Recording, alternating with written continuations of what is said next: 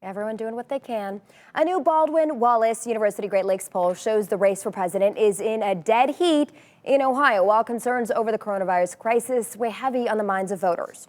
News 5's John Kosick has been breaking down the numbers for us. And John, Governor DeWine is getting high marks from Ohioans. Yeah, it's the states that have been leading the effort in this fight against coronavirus, with all four governors in this Great Lakes poll getting high marks, but Mike DeWine clearly outpacing them all. President Trump also seeing an uptick in his support in Ohio since January. The Baldwin Wallace Great Lakes poll surveyed voters in Ohio, Pennsylvania, Michigan, and Wisconsin. The results showed the president closing the gap against his yet-to-be-named Democratic opponent in 3 of the 4 states since January, Michigan the exception. While in Ohio, he went from 5 points down to 1.5 points up.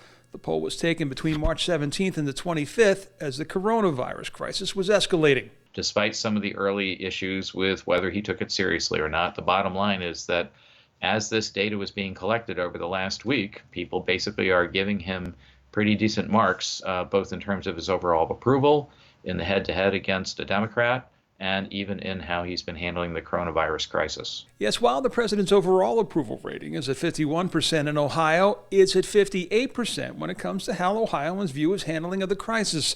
A strong number, but pale in comparison to the nearly 80% support for what Governor Mike DeWine has done. As an anecdote, a friend of mine sent me information about something she'd gotten from a friend who's in China right now, who referred to a map and called it the United States of Ohio. That's the kind of attention that we're getting as a state in the response to this coronavirus crisis. In Ohio, 76% of those surveys said they were concerned about COVID-19, while nearly 69% of them worried that they or someone in their families could catch it.